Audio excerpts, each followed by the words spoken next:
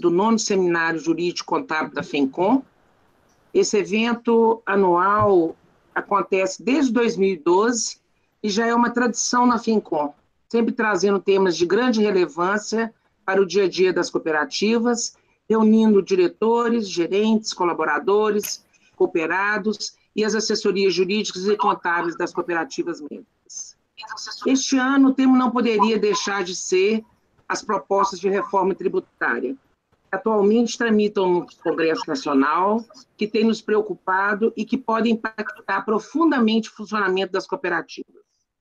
Temos que lutar para ver garantido o adequado tratamento tributário ao ato cooperativo, como determinado pelo artigo 146, terceiro parágrafo, da Constituição Federal.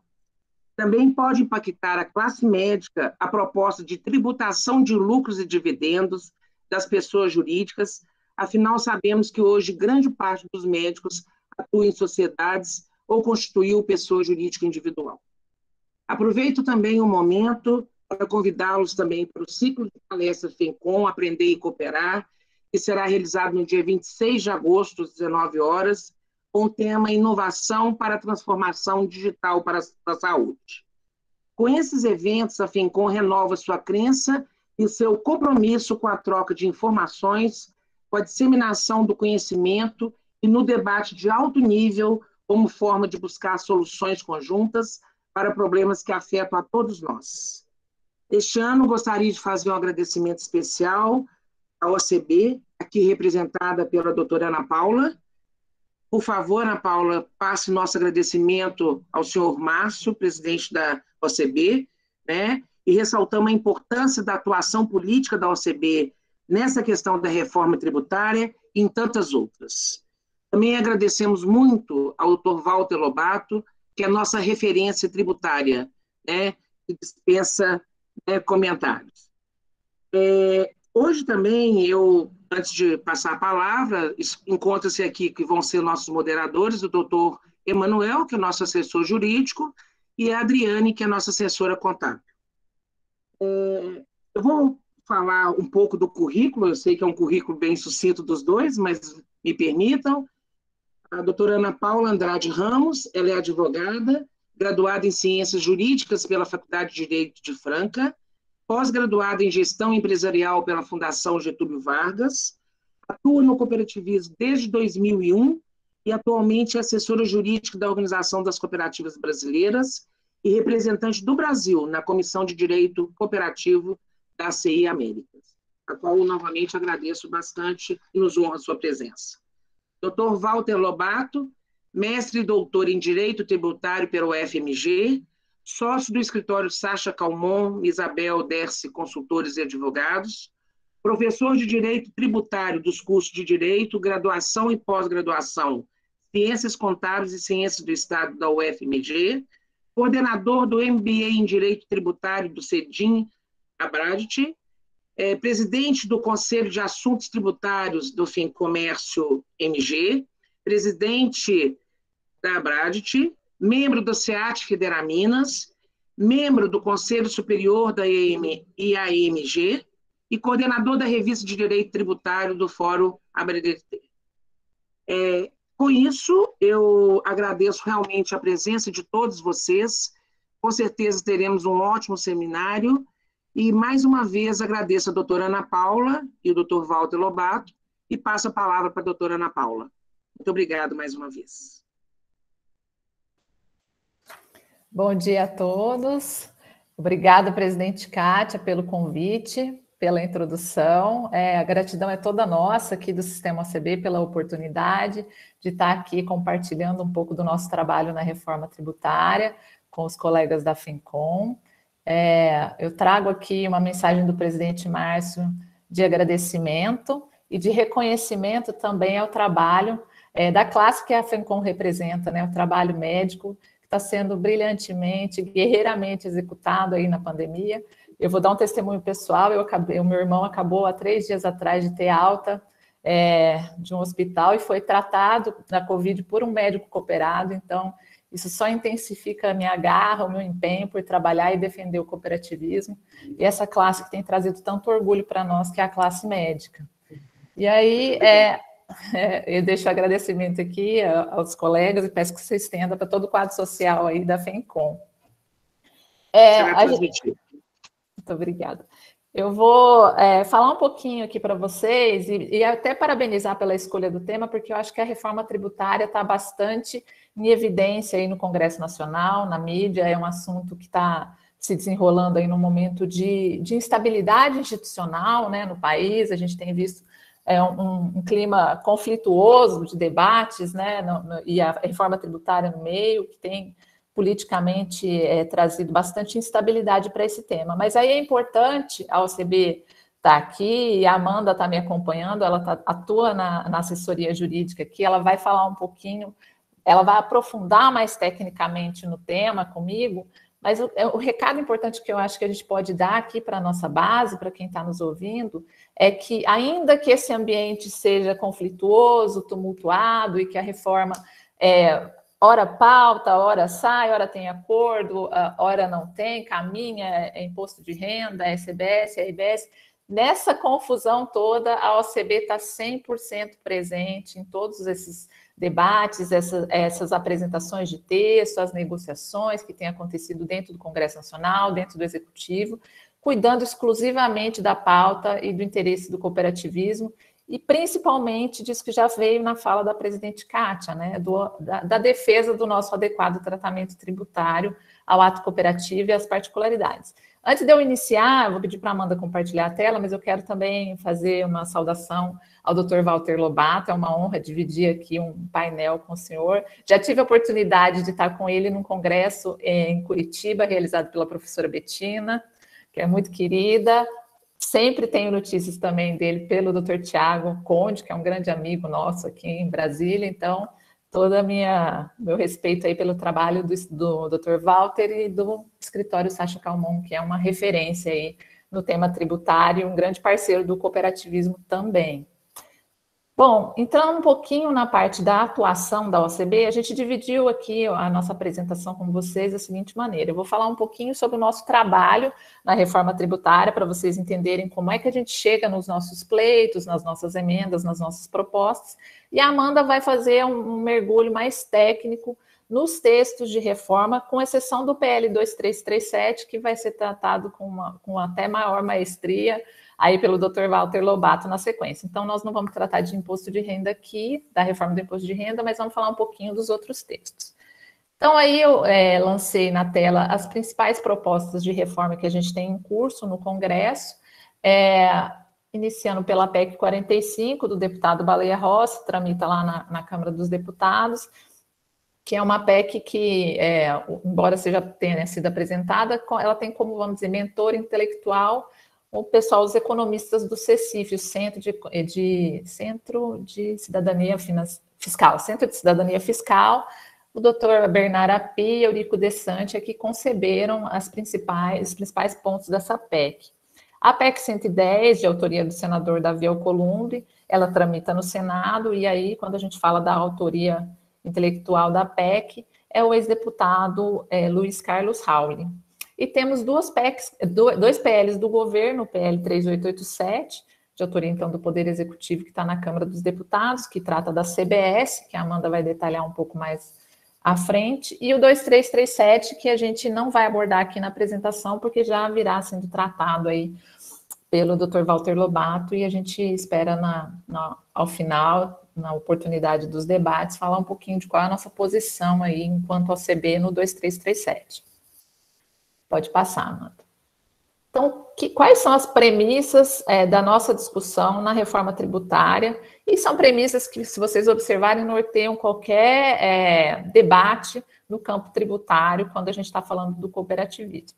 O primeiro é garantir a aplicação do adequado tratamento tributário às sociedades cooperativas. E aqui eu vou dizer que já tem uma pequena diferença daquele texto constitucional que a gente tem hoje assegurado. Lá nós falamos em adequado tratamento tributário ao ato cooperativo praticado pelas sociedades cooperativas. E essa, vamos dizer, omissão do ato cooperativo aqui, ela não foi sem motivo, né? E, aliás, vocês vão entender um pouquinho mais à frente, nós temos um grupo de trabalho que eu vou apresentar mais no detalhe para vocês, que debate essas questões da reforma tributária, ele é específico para a reforma tributária, e um colega que é representante, inclusive, do ramo saúde, teve um insight da gente não se prender tanto à terminologia do ato cooperativo, olhar o adequado tratamento tributário de uma forma mais ampla, com uma amplitude maior, porque a adequação da tributação, de fato, ela não está restrita somente ao ato cooperativo. O ato cooperativo a gente vai pregar, como está ali no segundo item, uma não incidência para ele, mas o ato cooperativo acaba sendo tributado, o ato não cooperativo acaba sendo tributado. Por que a gente quer trazer isso no discurso? Muitas vezes o que a gente tem observado aí no Poder Judiciário é se prendendo à expressão ato cooperativo e tentando trazer uma limitação para o alcance dela. Então, você vê ali dentro do STF se falar em ato interno, ato cooperativo típico, tentando limitar esse ato cooperativo àquela operação que acontece entre o cooperado e a cooperativa, e excluindo uma parcela importante da consolidação do ato cooperativo, que é aquele ingresso que vem do mercado.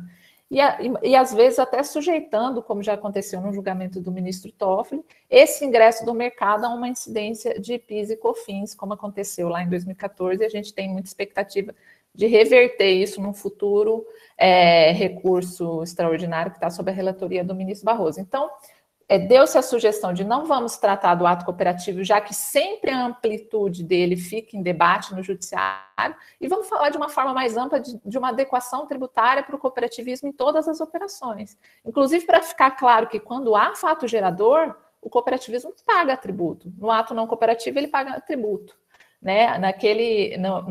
Numa taxa de administração, por exemplo, que fica para a cooperativa, ele acaba sofrendo uma incidência tributária. No agropecuário, muitas vezes paga imposto ICMS. Então, assim, vamos falar de uma forma mais ampla, não vamos apegar tanto à terminologia ato cooperativo nesse cenário que está hoje, mas vamos continuar pregando o que está no item 2, a não incidência do tributo na cooperativa, e sim no cooperado, que é onde efetivamente se fixa a riqueza, para evitar que haja essa duplicidade de incidência, pagando tributo na cooperativa e novamente pagando tributo quando o resultado chega lá no cooperado.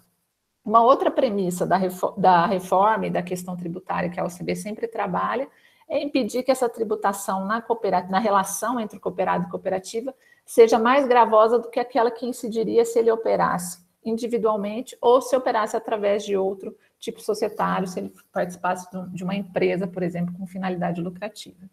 E, por fim, aí, essa premissa assim, bem relacionada à reforma tributária, em que se fala num tributo sobre consumo, que é um tributo não cumulativo, a possibilidade de manutenção, né, ainda que se pregue a regra da não incidência, a manutenção da utilização e aproveitamento de créditos, ou seja, a cooperativa poder abater créditos e repassar créditos para quem adquire produtos e serviços dessa cooperativa, porque se assim não for, ninguém, né, vai haver um prejuízo aí para o cooperativismo em termos de mercado, um tratamento não isonômico, porque ninguém vai querer comprar ou transacionar com uma cooperativa, já que não vai poder assegurar a utilização de créditos na cadeia.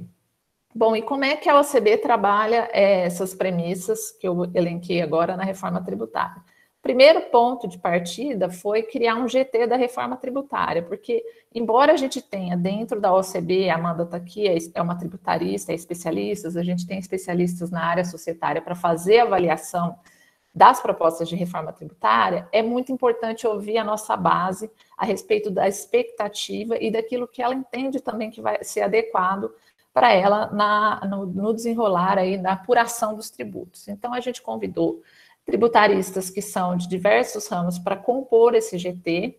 Na verdade, a escolha desses participantes, desses representantes, é feita nos conselhos consultivos. A gente tem 7 conselhos consultivos dentro da OCB, o Saúde tem um conselho consultivo lá, que é integrado por dirigentes, né, e cooperativas do ramo saúde, e eles fizeram a indicação, então, desses representantes nesse grupo de tributaristas. E aí eu trouxe, o ramo saúde tem 3, né, via de regra é um representante, o agro e o saúde têm mais representantes, porque eles têm alguma diversidade, né, de atuação. Então, aí o critério foi ter um representante das operadoras de plano de saúde, era o doutor Zé Cláudio Oliveira, até bem pouco tempo, agora o doutor Geber, que assumiu o jurídico da Unimed do Brasil somou também com a gente nesse grupo, e pelas especialidades médicas, o doutor Adriano Argones, que é da Confemed, vem trazendo a expertise dele para análise, debate e construção das propostas de emenda para esses projetos, que é o objetivo desse grupo. Pode passar, Amanda. E aí, como é que faz? A gente debate no grupo cada texto de reforma, cada PEC que saiu, e aí eu queria dizer para vocês que não sai uma PEC, né? Vocês estão acompanhando. Sai uma PEC, depois sai um relatório, um novo relatório, e às vezes semanalmente vão saindo relatórios, então esse grupo está em constante reunião para avaliar cada um desses textos e verificar como é que eles posicionaram o cooperativismo nesses textos legislativos e o que a gente precisa fazer para corrigir, para inserir, para melhorar a proposta inicial dos parlamentares. E aí, depois que isso está pronto, construído, a gente reúne com esses parlamentares. Eu fiz questão de colocar a data aí, viu, presidente Kátia? Foi em 2019, a gente não aglomerou o parlamentar sem máscara numa sala. Isso foi uma reunião lá no início, que a gente fez um café da manhã com parlamentares da Frencop. Eu trouxe essa foto porque ela é bem significativa, tem bastante parlamentares aí com a gente, inclusive tem um mineiro ali, que é o Domingos Sávio, tá na segunda fileira, para eles nos ouvirem sobre essas propostas. Então, a gente apresenta, debate com eles. Esse momento aí é o momento mais amplo de reunião, mas semanalmente a gente recebe visitas de parlamentares na OCB para a gente tratar da pauta da reforma tributária. Essa é uma pauta constante ali na nossa rotina legislativa. Então, aí, só um momento que a gente pôde apresentar, e nesse dia, inclusive, foi apresentadas as propostas do agro, do saúde e do crédito juntas. Pode passar. E aí a gente tem algumas outras ações também, algumas focadas para o próprio Congresso Nacional e Executivo, outras para o nosso público, né? Inclusive para o público que está nos assistindo aqui. Então, a gente faz reuniões com o Ministério da Economia, Receita Federal, Consultoria Legislativa da Câmara e do Senado para apresentar esses pleitos. E aí eu vou dizer que muitas vezes a gente pode pensar que o ponto de maior dificuldade é a negociação com o parlamentar dos textos, não é. É convencer todos esses atores que estão enumerados aí de que o cooperativismo não tem privilégio tributário, porque, infelizmente, a cultura e a ideia que se criou em Ministério da Economia, em Receita Federal, nos próprios consultores legislativos, é de que o ato cooperativo é um benefício fiscal, que o cooperativismo já tem uma tributação privilegiada, então a gente tem que despender bastante esforços com esses atores para convencê-los de que não existe esse privilégio, existe uma adequação tributária, existe uma regra de não incidência e que o cooperativismo paga tributo e muitas vezes paga tributo a maior do que na relação empresarial, em função dele ter uma alíquota mais alta na pessoa física lá do cooperado do que na própria pessoa jurídica da empresa, como acontece hoje na regra tradicional, né, da tributação das empresas, que está sob discussão, inclusive. Então, aí envolve fazer muito cálculo, a gente faz simulação de impacto das propostas, verificação de carga tributária, porque toda negociação com esse time que é técnico tem que ser comprovada, né? Não é só o discurso da tese do adequado tratamento tributário, aí a gente está falando de uma prova na ponta do lápis que, de fato, a gente não está tendo nenhum privilégio tributário nessa discussão. A participação nas audiências públicas também, eu trouxe aí no linkzinho, tá, a audiência pública da Câmara, que a gente foi representada, inclusive, pela Amanda, que está aqui comigo, e do Senado Federal, que a gente foi representada na época pelo Dr. João Musi, que é nosso consultor lá no STF. O link vai ficar que é mineiro também, né? O link vai ficar aí para vocês, né? A apresentação eu já autorizei a compartilhar. Quem tiver oportunidade, são belas exposições, eu convido vocês para assistirem. E convido também para assistir esse outro vídeo, que foi um ciclo de debates. A OCB passou 7 dias consecutivos em lives relacionadas à reforma tributária, cada um dedicado a um ramo. Eu coloquei no link aí do ramo saúde. A gente teve o formato era o presidente da organização, então está lá o presidente Márcio falando um pouco das nossas propostas, parlamentares, o ramo saúde a gente contou com o Evair de Mello, o deputado Evair de Mello, que é o presidente da nossa frente parlamentar, e o deputado Pedro Westphalen também, que é inclusive ligado à área médica, nos acompanhou nesse debate. À época, o presidente do nosso Conselho Consultivo era o doutor Orestes, então ele também fez uma fala lá, e trouxemos o doutor Zé Cláudio Oliveira como tributarista, especialista, para falar tecnicamente sobre a proposta. Está bem completo também esse vídeo, e quem quiser entender mais a fundo, né, os impactos da reforma tributária para o ramo saúde, está aí disponível, fica lá no nosso canal do YouTube.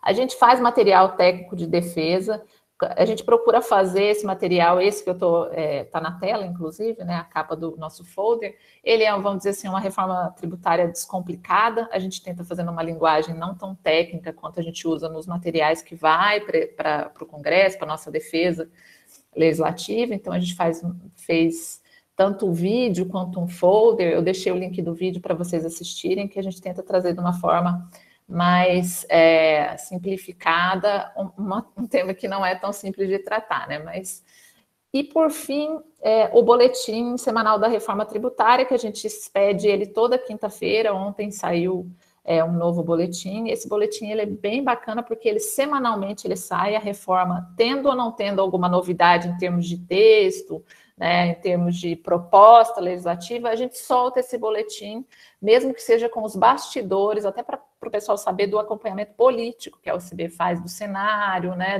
do que está sendo tratado ali nos bastidores do Congresso Nacional.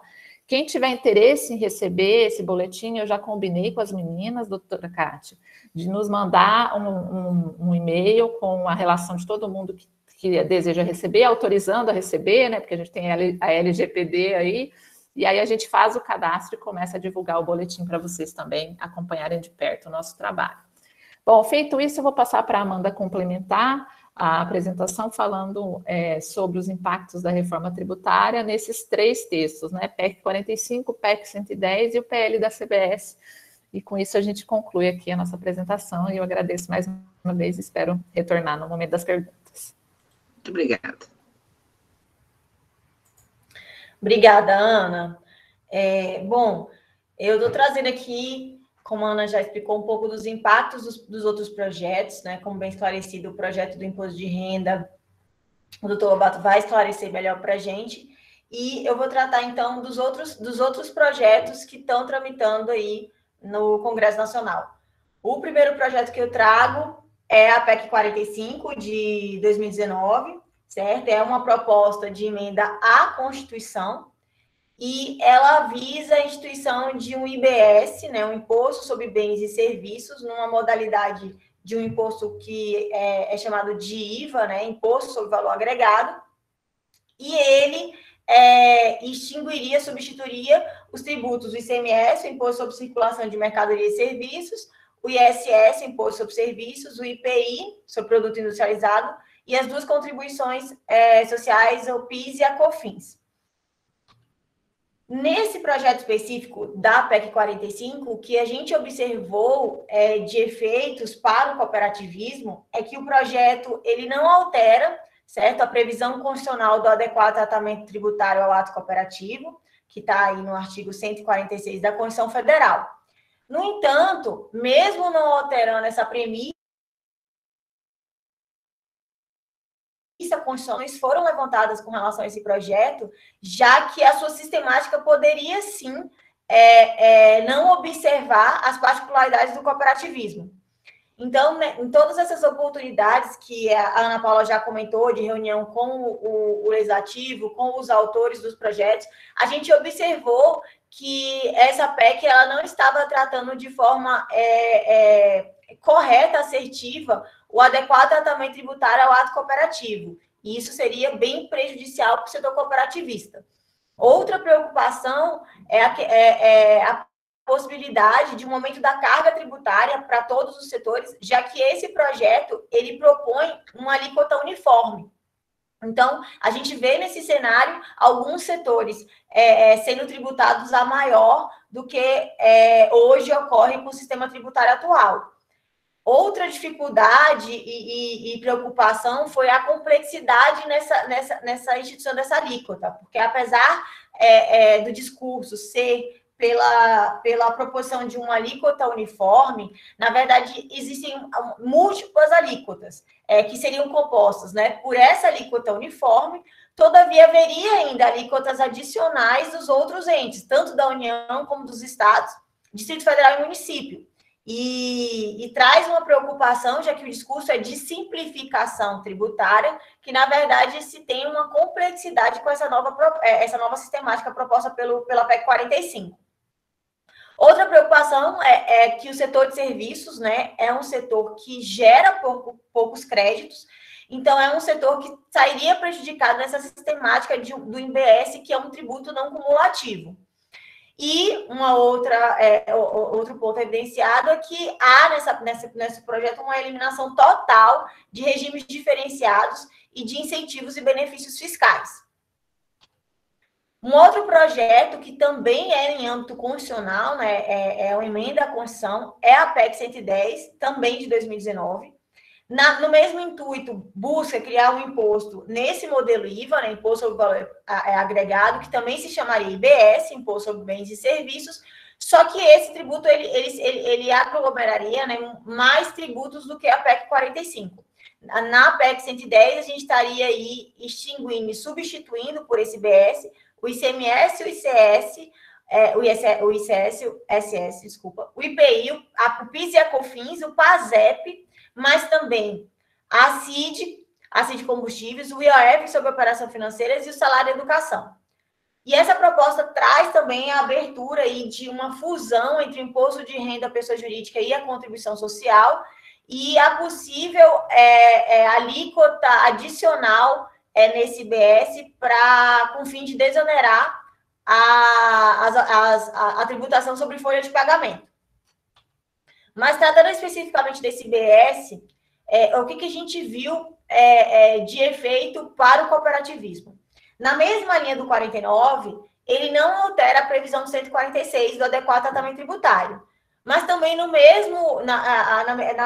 chegamos à mesma conclusão que, apesar de não alterar o 146, existem sim algumas preocupações de como essa nova sistemática pode prejudicar ou atingir, né, de forma negativa o cooperativismo.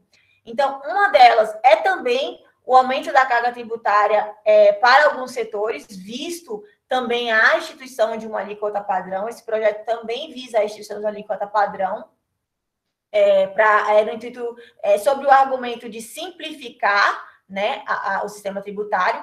Todavia, esse projeto, apesar de também eliminar regimes diferenciados, incentivos e benefícios fiscais, ele excetua alguns produtos que terão, sim, poderão ter tanto incentivo como benefício ou tratamento diferenciado. Dentre esses produtos e atividades, estariam elencados medicamentos, alimentos, transporte urbano, saneamento básico, educação e bens de ativo imobilizado. E outra preocupação também, como na PEC 45, é que o setor de serviços é um setor gerador de poucos créditos. Então, numa sistemática de um tributo não cumulativo, em que você compensa do que foi pago na cadeia anterior, a gente vê que o setor de serviços é um setor que seria muito onerado com essa alíquota padrão, sendo gerador de poucos créditos. E outro diferencial dessa PEC 110 é que, além da reforma da apuração, da alíquota, da tributação, ela também altera a cobrança eletrônica, certo, do sistema tributário, aplicando esse modelo aí, o modelo Abu Dhabi. Então, ele inova também não apenas na questão de apuração da carga tributária, mas também da sua cobrança. Bom, e qual foi a proposta do sistema OCB nesses dois projetos que tramitam aí, que propõem uma alteração aí na Constituição Federal?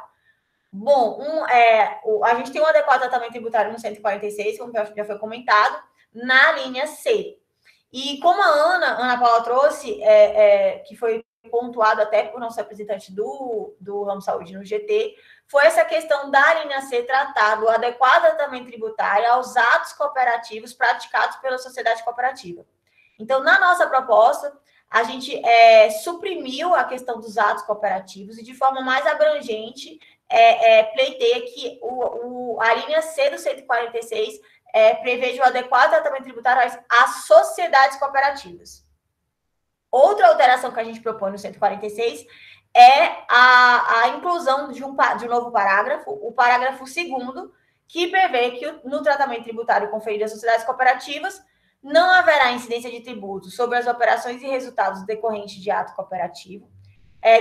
No inciso 2, devendo ser assegurado que a tributação incidente sobre a cooperativa e seus cooperados, pessoas físicas ou jurídicas, não resulte, né, em mais gravosa do que aquela que recairia nessa mesma operação, se realizadas no mercado sem a presença da cooperativa, e que a disposição da não incidência e da tributação não mais gravosa não vai afetar, certo, a aplicação da regra de não cumulatividade, né, garantindo aí os créditos em toda a cadeia, como a Ana Paula explicou, tanto para a cooperativa como para os adquirentes de serviços e produtos das cooperativas, para manter, então, as cooperativas aí competitivas no mercado. Um outro projeto, e aí já não é um projeto no âmbito constitucional, é um projeto de lei, é um PL, que foi proposto no ano passado, em 2020, é a criação da CBS, né, que é uma contribuição social sobre operações com bens e serviços, que também vai na mesma sistemática de um IVA, no Imposto ao Valor Agregado, com regime não cumulativo, mas ela foca apenas nas contribuições federais de PIS, PASEP e COFINS. Então, essas 3 contribuições, elas iriam ser substituídas pela CBS. E o que a gente identificou nesse projeto os impactos e como vem o cooperativismo apresentado. Foi muito importante, porque a gente viu nesse projeto a tentativa do Poder Executivo, que é o autor da proposta, de conferir, né, esse adequado tratamento ao ato cooperativo e obediência ao 146 da Constituição Federal. Então, esse projeto trouxe o cooperativismo com uma previsão de isenção. O projeto trouxe a isenção das receitas decorrentes dos atos praticados entre as cooperativas e seus associados, nos termos do artigo 79 da 5764, exceto as cooperativas de consumo. Então, infelizmente, a gente teve aí essa isenção reconhecida, mas ainda mantida essa exceção para o nosso ramo do consumo. Então, dessa proposta, a gente viu essa dedicação e essa tentativa do Executivo de conferir o adequado tratamento tributário. Todavia, nas reuniões, nos grupos, nas reuniões e nas análises feitas pelo nosso grupo de trabalho, a gente percebeu que essa proposta de isenção era inadequada para o setor cooperativista. Isso trouxe uma preocupação muito grande, já que a isenção ela é hoje configurada como um benefício fiscal, né? E o adequado tratamento tributário nada mais é de uma tentativa de aplicação, certo? De uma tributação ajustada a esse modelo específico, e não um benefício fiscal.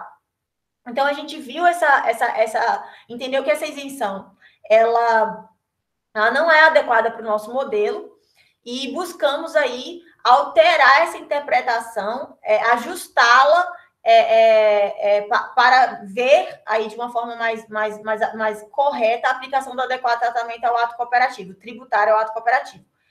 Outra preocupação que a gente levantou nesse projeto foi a revogação das exclusões de base de cálculo do ato cooperativo, inclusive sobre as sobras, porque hoje a gente tem algumas exclusões de base de cálculo dessas contribuições, PIS e COFINS, reconhecidas não apenas em lei, mas também nas instruções normativas da Receita Federal. E a gente viu que essas exclusões elas seriam revogadas. Outra preocupação é o fim do regime cumulativo, né? E a elevação da alíquota ao se propor uma alíquota geral de PIS e COFINS de 12%. Então, a gente também teria aí uma elevação da carga tributária com o fim do cumulativo, que é um regime que tem uma alíquota mais reduzida, e a instituição de uma alíquota geral para o regime não cumulativo de 12%, maior do que a atual. E outra preocupação foi a vedação e apropriação do repasse de créditos em relação a bens e serviços vinculados a receitas isentas da CBS. Então, mais uma avaliação com relação a essa figura da isenção para o ato cooperativo foi esse efeito de que aquelas receitas que são isentas, elas não seriam autorizadas a apropriar e repasse de crédito. E isso nos traz muita preocupação, entendemos que isso pode afetar a competitividade da cooperativa no mercado. Outra preocupação é a geração e a apropriação de poucos créditos para o setor de serviços, né? visto que por ser de natureza de serviço, já tem uma natureza dessas atividades de não gerar muito crédito, em algumas atividades a gente viu que esse custo, né, da prestação de serviço, ele não está alocado na cooperativa pessoa jurídica, ele estaria alocado no cooperado, o que ainda estaria aí um prejuízo nesse aproveitamento de crédito. E, por fim, outra preocupação foi que a gente viu que houve um alargamento também da base de cálculo dessa contribuição, com a possibilidade de incidência dessa CBS sobre acréscimos, né, que seriam, no caso de multas e encargos. Então, como que nós, a OCB, nos posicionamos frente a esse projeto no Poder Executivo? Tivemos várias reuniões, como a Ana Paula expôs, com a Receita Federal, com a equipe responsável pela reforma tributária, como também tivemos reuniões dentro do Legislativo com o relator e os consultores técnicos responsáveis por avaliação dessa proposta no Poder Legislativo.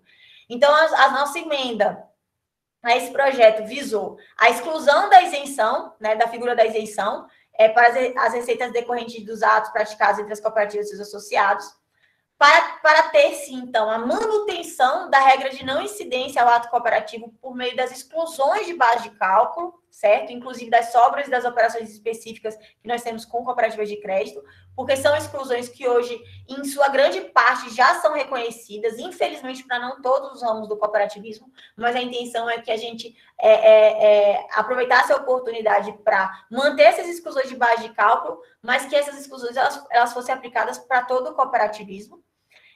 A manutenção da isenção sobre associações e fundações, como no caso da OCB e das organizações estaduais de cooperativas, e a revogação da exclusão, né, do ramo consumo, quanto à aplicação do adequado tratamento tributário, que hoje a gente vê aplicado para os demais ramos do cooperativismo, e a gente vê essa exclusão para o ramo consumo.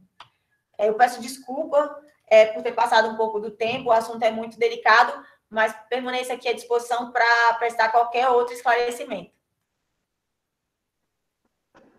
Muito obrigada, Amanda. Obrigada, Ana Paula, excelentes colocações. E eu queria já coloquei no chat, mas eu queria que as perguntas fossem direcionadas para o chat, que os moderadores vão direcionar os palestrantes no final. Por favor, doutor Walter, com a senhora a palavra. Bom dia a todos e a todas. É um prazer enorme estar aqui mais um ano com vocês. Quero agradecer muito aí a FECOM o convite, é realmente uma honra. Cumprimentar a Kátia, os meus amigos Silvio e Emanuel, cumprimentar a doutora Ana Paula e a doutora Amanda. Ana Paula já é uma conhecida nossa, nos ajuda muito na Bradet, então já aqui agradecer o apoio de sempre, e é uma guerreira aí no cooperativismo, o Thiago sempre fala muito bem dela.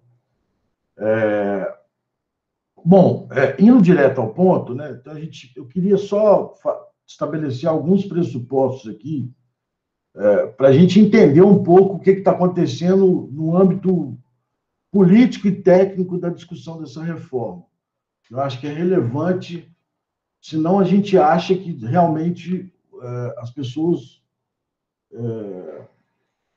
piraram, né? Porque as discussões são muito desencontradas, assim. Então, alguns pressupostos são importantes. O primeiro pressuposto importante é o seguinte: o Brasil é o único país do mundo que tem uma tributação tão forte sobre receitas.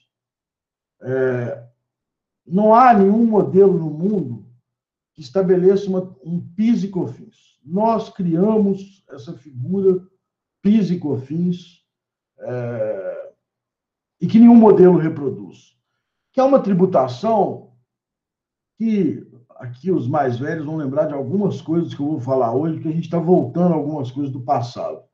É uma tributação que lá atrás ela tinha uma certa eficiência, por quê? Porque ela tinha uma base alargada, que não mostrava capacidade contributiva nenhuma, mas alíquotas muito pequenas, né? O fim social era 0,5%, o PIS, semestralidade, se alguém lembra dele, era 0,65% do faturamento do sexto mês anterior, numa época que a inflação atingia 2 dígitos. Então, essas contribuições sempre tiveram uma base muito alargada, fácil a arrecadar, mas alíquotas pequenas. Com a Constituição de 88 e com a dívida crescente do país, o governo precisou aumentar a carga tributária porque o PIB não cresceu. E o gasto social cresceu e o serviço da dívida cresceu. O governo, então, federal, caminhou para o lado das contribuições, porque elas não se aplicam às imunidades, porque ela pode fazer por lei complementar, porque ela não tem a competência residual dos impostos, só das contribuições. O governo, então, isso foi dito à época, que não precisa repartir com estados e municípios. O governo concentrou a sua tributação nas contribuições. O PIS e COFINS hoje é 9,25, né? Com a tomada de crédito, mas em alguns setores esse crédito não é tão alto assim. Tem o regime cumulativo de 3,65 e tem o monofásico ainda. São 3 regimes que se misturam dentro do próprio tributo. Então, isso é relevante. Nos estados, como os estados partiram para uma guerra fiscal sem fim e tinham um déficit fiscal enorme também, houve uma erosão da base do ICMS, um tributo que virou um tributo de troca. Os estados têm, cada estado tem 5, 10 mil, 15 mil regimes especiais. Quando eu tenho uma erosão da base do ICMS, eu concentro a tributação toda em energia elétrica, comunicação e combustível. Então, eu criei um tributo ICMS que os próprios estados hoje admitem que não tem como mais administrá-lo. Então, esse sistema se mostra absolutamente caótico e inviável. O sistema tributário brasileiro hoje, ele precisa de reformar. Precisa de reformar porque ele perdeu, vamos dizer assim, uma diretriz de política fiscal. É um sistema que é um sistema de exceções. É um sistema que você não tem uma linha mestra nele. E isso talvez seja também uma das grandes dificuldades da própria reforma. Porque na medida que eu criei diversos regimes, diversas exceções, quando se coloca uma proposta na mesa não clara, não transparente, você cria uma ruptura desses setores que hoje possuem vários benefícios fiscais, possuem regimes especiais, etc. O investidor também fica preocupado com o que será o futuro dele. Então, esse ponto é muito relevante. Nós estamos tentando sair de um regime que virou um regime de exceções para um novo regime tributário, para um novo sistema tributário. Há um consenso de que nós precisamos seguir esse caminho. Agora, quando eu tenho um regime de totais exceções, eu corro sério risco de uma proposta mal colocada não ser aceita. Esse é um pressuposto muito relevante para qualquer discussão de reforma tributária. O governo federal, foi muito bem colocado pela Amanda aí, as 2 propostas de PEC, né? A 45 estava correndo na frente, em que pese o deputado Raul já ter anos e anos tentando emplacar o projeto dele, a 45 estava na frente, mas como o relator perdeu a eleição na Câmara dos Deputados, não se poderia dar a ele o protagonismo. Então, agora a 110 avança no Senado com muita velocidade. Mas o que fez o governo federal, que é o ponto que eu vou chegar para falarmos das propostas. O governo federal se divorciou das PECs. Palavras do ministro da Fazenda, não são minhas. Olha, eu não tenho nada com isso, eu não consigo chegar, eu não vou discutir com estados e municípios a questão do modelo de federalismo. Eu vou apresentar a minha proposta. A minha proposta é compatível com essas 2 PECs. Então, se lá no futuro houver um consenso do Congresso Nacional, a minha proposta se adequa ou se acopla, palavras da época, com perfeição as PECs. Significa dizer, eu vou fazer minha parte e o resto é que toca o seu barco. Isso não é o papel da União Federal no federalismo. Ela precisa coordenar uma reforma do federalismo como um todo, senão vai gerar mais concentração de receita na União. Esse pacote de reforma do governo, segundo ele, em 4 etapas. A primeira etapa, a doutora Amanda colocou brilhantemente, a unificação do PIS e COFINS. Unificação em todos os sentidos, porque unificar os dois, eles já estão unificados há muito tempo, porque eles são idênticos. No fundo, é uma ausência do que se chama na academia de transparência fiscal, porque fica parecendo que eu pago 2 tributos e, no fundo, eu estou pagando 1. Mas não é só essa unificação. A unificação, segundo o projeto, é acabar com os regimes alternativos, cumulativo, não cumulativo e monofásico.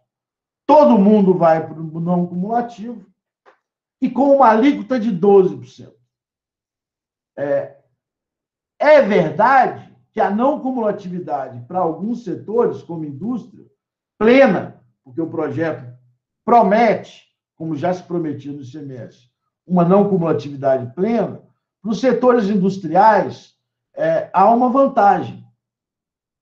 Mas para o setor de serviço no país, que é o que vem crescendo nos últimos anos, essa pancada de não cumulatividade vai gerar um aumento de carga tributária. O próprio governo fala isso, em que pese os números nunca apareceram, porque ele vai sair de uma alíquota de 3,65 hoje e vai para uma alíquota maior. E como ele gera pouco crédito, porque ele tem mais mão de obra, é serviço, é a lógica do serviço, há um pressuposto evidente, todos sabem, há um aumento de carga tributária. Além disso, nesse projeto, e eu digo isso, que isso tem a ver com os dividendos que eu vou falar lá na frente, além disso, nesse projeto, o governo pretende criar uma alíquota de 12%. Qual é o problema da alíquota de 12%, que sai de 9,25% para quem já estava no não cumulativo para 12%? O problema é, primeiro, o cálculo bate com o que todos nós aqui, eu tenho vários colegas e amigos aqui presentes, sabem, bate com a recomposição da base do ICMS na base de cálculo do PIS e COFINS. A chamada tese do século. Eu acho que é uma tese que ainda vai durar um século. Mas, se nós sairmos do 9,25 para o 12, nós vamos chegar à conclusão que o governo fez esse aumento para compensar a perda que ele teve nessa ação judicial. 12% significa um aumento estrondoso para quem está no serviço, que pagava R$ 3,65 no cumulativo. Vamos imaginar que ele tem aí um milagre de conseguir créditos de 3%. Já acho que vai ser difícil. Nós vamos para uma alíquota efetiva de 9%. Essa é a primeira etapa da reforma do governo. Isso correu e parou, congelou. Aí o governo apresenta a segunda etapa, que é a que eu vou falar hoje, da reforma do imposto de renda. Promete ainda apresentar uma terceira etapa da seletividade do IPI, acabar com a seletividade, porque ela só gera contencioso, e uma quarta etapa que viria com a desoneração da folha de pagamento, e aí uma proposta meio ainda tímida, porque o seu chefe, o presidente da República, o repreendeu, mas uma proposta do ministro da Fazenda de recriar aqueles que são mais antigos aqui, a nova CPMF, para substituir a oneração da folha. Como eu disse, vou falar de várias coisas aqui que vão lembrar do nosso passado. Isso ainda vai vir. Por que eu estou falando isso tudo? Porque nós não podemos pensar nessa proposta do imposto de renda de forma isolada. O setor de serviço pode ser abalado na CBS, 12%, com crédito tímido, pode ser abalado na oneração ou desoneração da folha, que é a quarta etapa, e agora é essa que eu passo a falar, que é o projeto de imposto de renda. Então, cuidado com a análise estancada de uma etapa, porque ele, governo, já disse que são 4 etapas. Muito bem. Essa proposta agora apresentada pelo governo, que se diz reforma do imposto de renda, ela permite, ou ela cria, como pressuposto, né, vamos dizer, principal da proposta, aliás, voltando ainda mais um termo do passado, essa proposta que se chama de reforma do imposto de renda me lembra muito mais aqueles pacotes que nós tínhamos lá nos anos 90, 2000, que saíam no Diário Oficial do dia 31 de dezembro, que chamava pacote do imposto de renda. Isso aqui está muito mais para um pacote de medidas de imposto de renda do que de uma reforma estrutural do sistema, né? Com algumas supostas benesses do pacote e outras maldades que neles são incluídas. Então, não acho que seja uma reforma do imposto de renda. Esse pacote, ou segundo projeto de lei apresentado pelo governo, pelo Poder Executivo, ele passa por algumas novidades que eu chamaria de mais relevantes. Ele tem algumas coisas muito ruins, assim, pontuais, né? A tributação dos fundos imobiliários, no momento em que é esse setor, um deles, que segurou o país na crise, a surpresa de reajustar valor justo, vamos falar isso depois, mas ele tem como mote principal, pelo menos o que tem gerado maior discussão, a tributação dos dividendos.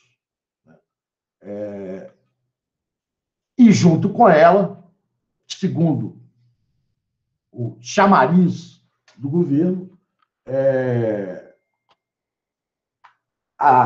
o ajuste parcial da tabela do imposto de renda e uma redução tímida pelo governo, pelo Poder Executivo, e o relator, uma redução um pouco mais agressiva da alíquota do imposto de renda da pessoa jurídica.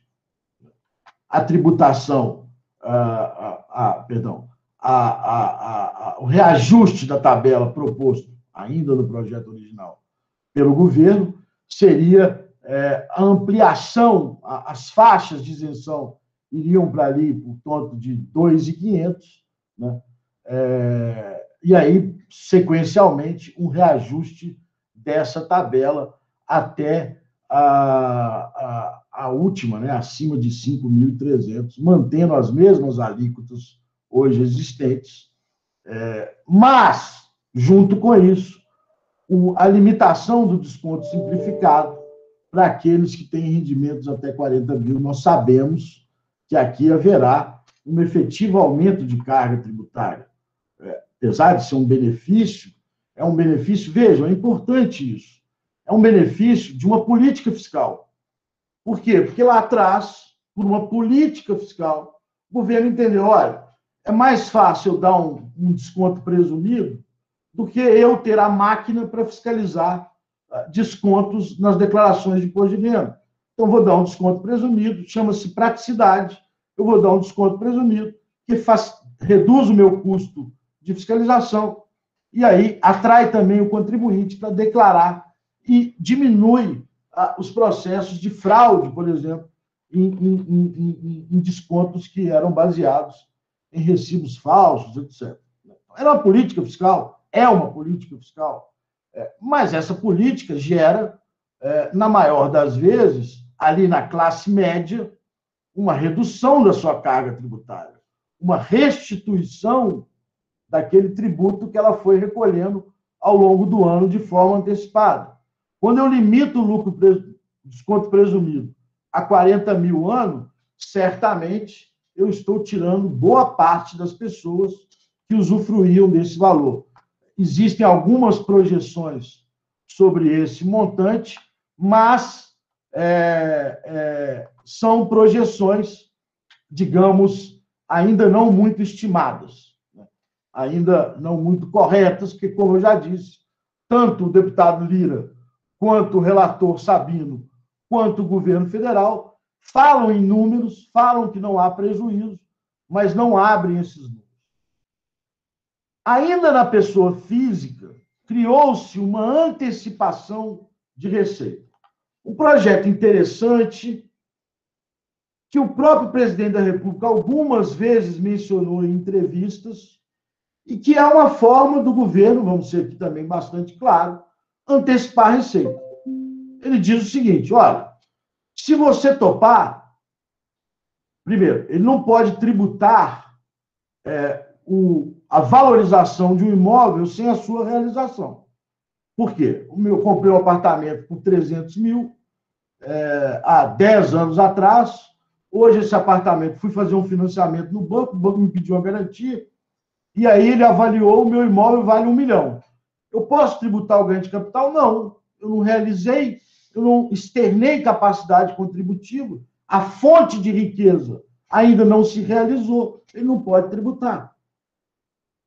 Mas ele pode criar facultativamente, por isso que é uma faculdade, que se fosse obrigatório era inconstitucional, a possibilidade de você ajustar o seu custo de aquisição. Então, o seu custo de aquisição, no meu custo aqui, está lá 300 mil na minha declaração de imposto de renda, o governo diz o seguinte, olha, se você quiser, um período curtíssimo, ajustar seu custo de aquisição para o valor de mercado, eu topo. E para te atrair para isso, você vai pagar uma alíquota de 4%. É, evidentemente, uma antecipação de receita. Não vejo problema muito grave no âmbito do direito tributário, mas vejo um problema gravíssimo no âmbito do direito financeiro, do orçamento. Este governo está antecipando receitas futuras que viriam para outros governos. Temos aí também um problema de isonomia que teria que ser analisado pelo judiciário, que é, eu tenho 2 pessoas que têm 2 apartamentos que valem 300 mil, foram valorizados a 1 milhão. Só que essa pessoa de cá, na pandemia, perdeu o emprego e ele não tem a menor capacidade de fazer o recolhimento de 4% agora. Eu vou beneficiar aquele que tem capacidade de fazer o recolhimento agora, em detrimento deste que está com suas finanças apertadas. Já levantaram isso, mas é difícil o judiciário acatar esse ponto.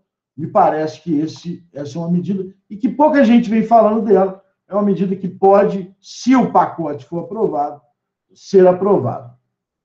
Bom, aí nós entramos, então, na questão da pessoa jurídica e a tributação dos dividendos.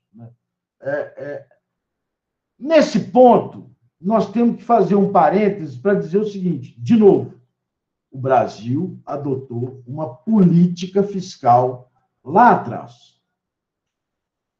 O Brasil adotou uma política fiscal, também aqui para os mais antigos vão lembrar, de tentar atrair os profissionais liberais, especialmente para a tributação. Havia no Brasil uma informalidade muito grande dos profissionais liberais. E aí se criou uma política, e também do pequeno e médio empresário, se criou uma política de falar, vamos concentrar a tributação na pessoa jurídica. É mais fácil de fiscalizar, eu gasto menos fiscalizando, e eu incentivo as pessoas à formalidade. Eu incentivo as pessoas a pagar tributo. O mundo inteiro discute essa questão da integração pessoa jurídica, pessoa física. Ou seja, se a riqueza gerada pela pessoa jurídica é a mesma que chega na pessoa física e, portanto, deveria ter uma única tributação. Alguns países adotam a tributação mista, um pouco na jurídica, um pouco na física. Outros países adotam a tributação só na física. E outros países, como o Brasil, poucos adotam só na jurídica. Aqui, então, nós temos que fazer uma primeira reflexão. A tributação desse ponto, do que se chama dividendo, outro dia eu estava numa banca de doutorado e falei exatamente isso que eu estou falando a vocês, nós temos que fazer um parênteses. Só no Brasil o dividendo tem o conceito que tem. Então, cuidado de pegar modelos de fora, e só o Brasil, primeiro, só o Brasil tem PIS e COFINS, não vamos esquecer. Só o Brasil tem o dividendo com um conceito tão alargado. Aqui é dividendo o grande acionista que investe em ações na Bolsa, e a empresa paga dividendos, e é dividendo o lucro, que, na verdade, é quase a remuneração do empresário, do profissional liberal, com o seu pequeno negócio. Tudo isso é dividendo.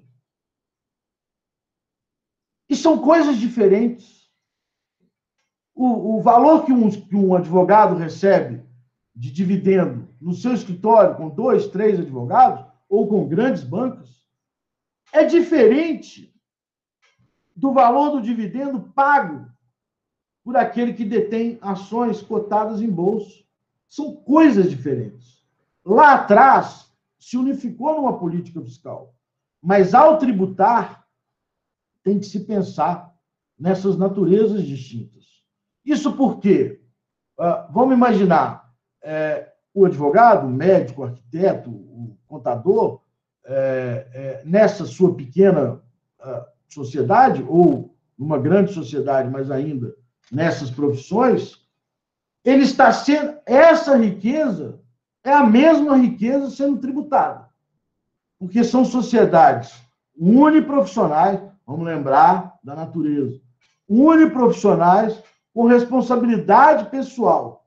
Então, em que pese eu me unir a colegas da mesma profissão, a lei diz que eu tenho responsabilidade pessoal sobre os meus atos, diferente da limitada, diferente da SA. Então, esse dividendo que eu recebo do meu escritório, ele é a minha remuneração de grande parte, se não toda a minha remuneração. Então, o que nós temos que ver no meu caso é que a mesma riqueza pode ser tributada na jurídica e na física. E, portanto, eu tenho que somar as alíquotas. E é pelo projeto do governo federal, né? Ainda estou nele, daqui a pouco eu vou para o projeto do relator, pelo projeto do governo federal, nós teríamos uma tributação dos dividendos de 20% na fonte. E aqui um detalhe importante, exclusiva na fonte. Significa dizer, aquilo que eu serei tributado pela minha sociedade na fonte, eu não poderei levar para a tabela progressiva. Então, ao fim, nós estamos dizendo de um aumento da tributação na PJ. Tudo bem que o ônus vai cair sobre a PF, mas, de novo, em sociedades como a de advogados, contadores e médicos, há uma unificação da riqueza. Então, eu vou tributar a 20% aquela distribuição de lucros. E o governo propôs, para isso, reduzir a alíquota do imposto de renda da pessoa jurídica de 15% para 12,5% em 2022 e 10% em 2023. Ou seja, ele cairia de 15% para 10% em 2 anos, 5%, tributando a 20% na distribuição. O argumento do governo é de que nos serviços é que estão os mais abastados e de que tributar o dividendo é uma forma de reter riqueza na sociedade. Essa tributação tem a ver também com o efeito criado por essa política fiscal, eu não nego, de isenção de dividendo, que é o Brasil passou por uma grande pejotização, esse é o termo comumente utilizado, e aí hoje boa parte desses profissionais liberais, ou mesmo de pessoas que exerceram uma profissão e se aposentaram, estão dentro de sociedades em que se distribui lucro. O problema é que, na hora que eu mudo a política fiscal, então, eu tenho primeiro um problema de alíquota.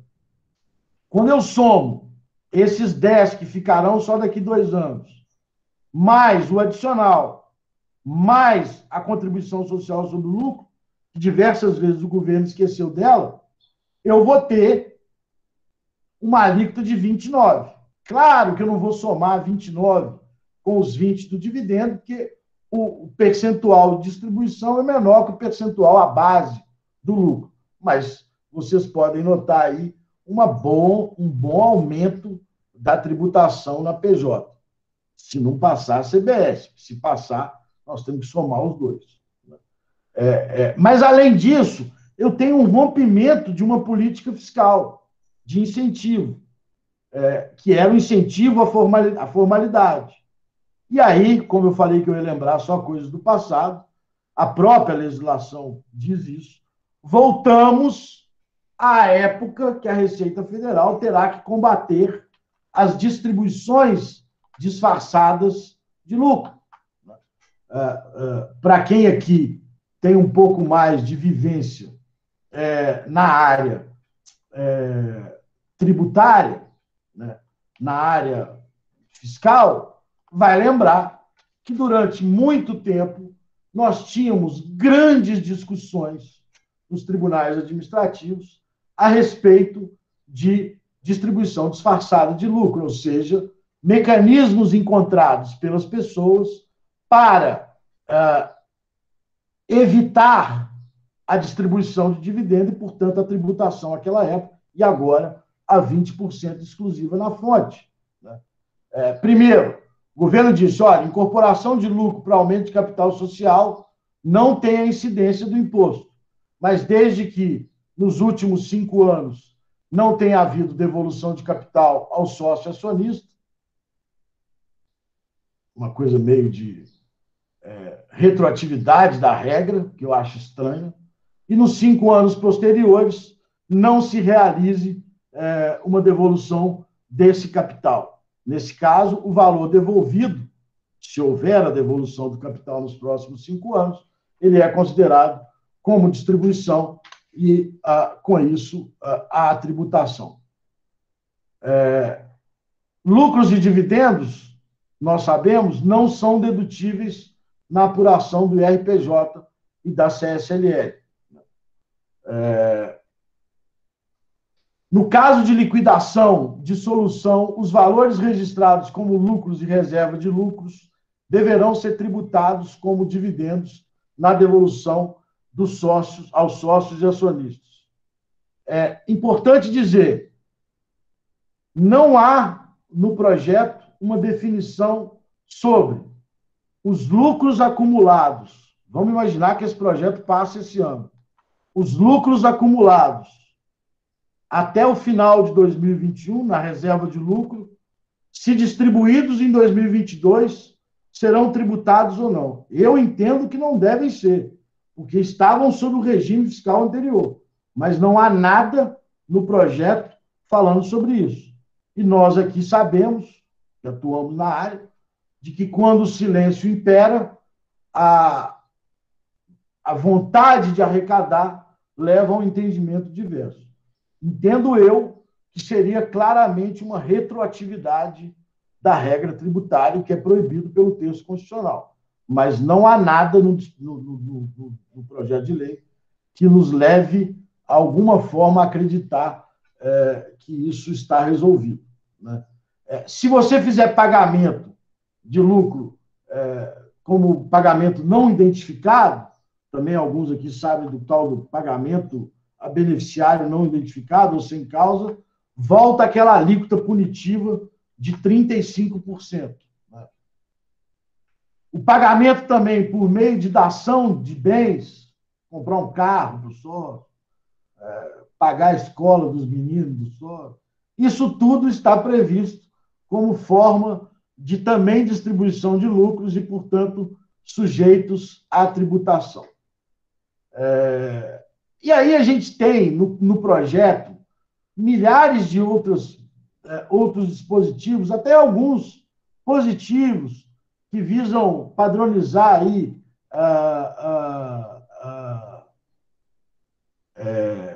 procedimentos que já são necessários para configurar o alinhamento do Brasil com a OCDE, mas aqui não vai dar tempo da gente falar. Bom, apresentado esse projeto do governo no Congresso Nacional, ele derreteu em 24 horas. Em 24 horas, o projeto foi quase que, vamos dizer assim, arquivado. As pessoas tomou tanta pancada que, em 24 horas, o próprio ministro da Fazenda já estava dizendo: olha, nós apresentamos isso aí como uma maneira de testar o parlamento, o legislativo, mas estamos abertos a mudanças, etc. De alguma forma, esse projeto ressuscita e passa o relator a tentar conciliar os diversos interesses e tornar o projeto, de alguma forma, palpável, ou tornar o projeto, de alguma forma, passível de aprovação. E aí nós vimos de tudo. Né? Nós vimos o relator dizendo que estava ouvindo todas as partes, o relator dizendo que estava tentando contemplar todos os pedidos. De outro lado, o governo, o Poder Executivo, com uma campanha publicitária, dizendo: olha, essa reforma visa tributar os ricos, que nada pagam quando distribuem dividendos. Então, nós caminhamos perigosamente para uma polarização, mais uma, no Brasil sobre esse assunto. Já foram apresentadas 5 versões do projeto de lei. Então, eu não tenho como dizer a vocês aqui que esse projeto de lei que eu estou analisando é o projeto de lei que vai ser apresentado supostamente semana que vem, mas já foi dito aí que pode ser que seja adiado durante 2 semanas. O próprio governo agora parece acenar para a esquerda, por conta da tributação de dividendos, era uma bandeira da esquerda, tentando viabilizar esse projeto. Mas me parece que ele criou uma resistência muito grande, que talvez não leve ele à aprovação. O que fez o relator? O relator diminuiu drasticamente a alíquota do imposto de renda em 10 pontos percentuais e diminuiu em 1 ponto percentual a alíquota da CSLL. A alíquota da CSLL cai 1,5, perdão. Não, ele diminuiu mais, ele caiu, é isso mesmo. Ele diminuiu, perdão. O conjunto da obra dá 10%. Ele diminuiu de 15 para 6,5 o imposto de renda e diminuiu a alíquota da CSLL em 1,5. O total, por que ele fez isso? Porque tentando agradar a estados e municípios, na medida em que o que é imposto de renda reparte com a federação, o que é CSLL não reparte. Então, quando ele tira um pouco da redução do imposto e joga para a CSLL, ele supostamente está diminuindo o impacto da perda de arrecadação em estados e municípios por conta das regras de repartição do federalismo. Cria-se lá uma CEFEM, que eu tenho dificuldade de ver se ela vai realmente ser aprovada, para também tentar amenizar a renúncia fiscal, e acabam com vários incentivos fiscais para também tentar compensar a renúncia fiscal. Não compensou, em números absolutos, o próprio relator fala aí num rombo de 30 bi para cima, isso foi antes das modificações que ele fez no projeto, e diz que essa diferença vai ser compensada de alguma maneira com o aumento de receita, com o crescimento do país. Não é isso que diz a Lei de Responsabilidade Fiscal. Tem que se apontar claramente qual que é a compensação, seja de despesa, seja de criação de nova receita, para aquela perda arrecadatória nos dias de hoje, e não por presunção para a arrecadação futura. Então, para ele amenizar essa tributação, ele retira da tributação dos dividendos, primeiro, isso já estava no projeto, a retirada das pessoas que estavam no Simples Nacional, que estão no Simples Nacional.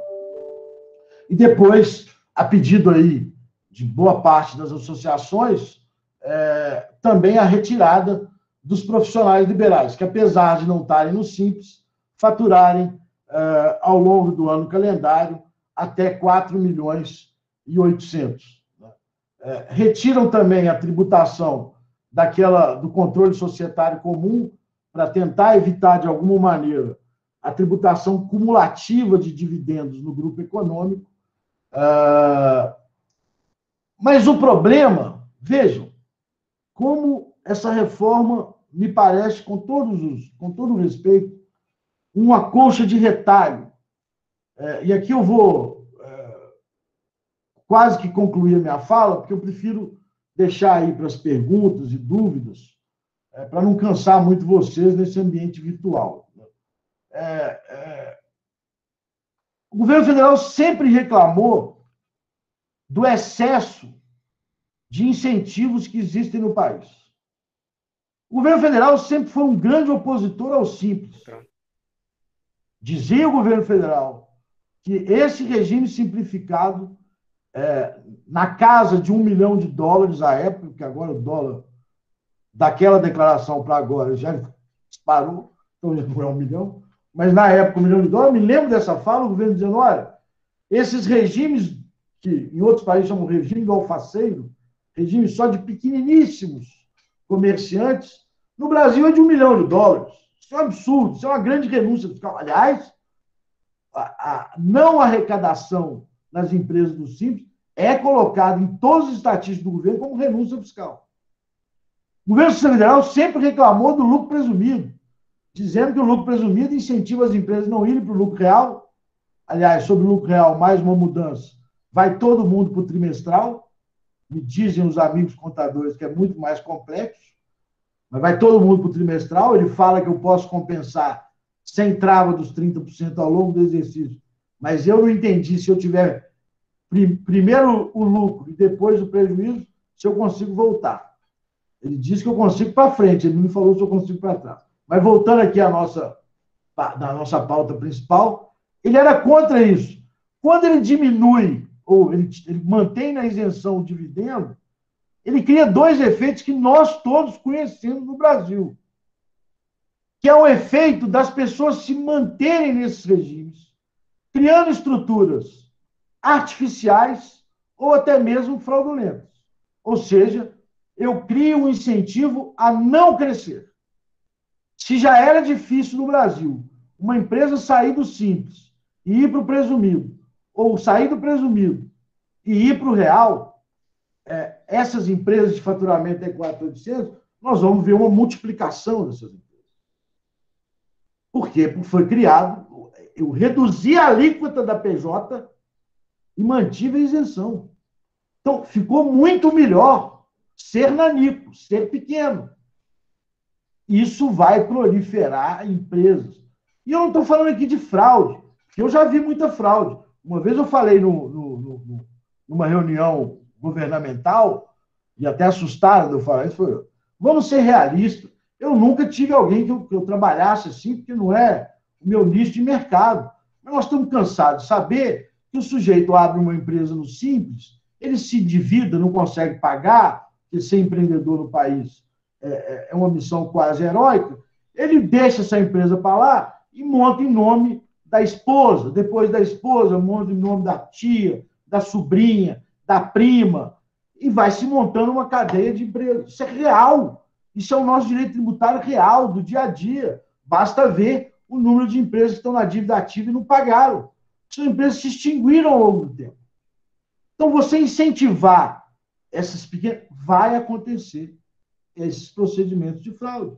Mas vão acontecer também, não é só fraude, vão acontecer mecanismos de redução das empresas. Por exemplo, nós também sabemos, por exemplo, no setor médico, que com o benefício, vamos chamar de benefício, da isenção dos dividendos, foram criadas sociedades médicas.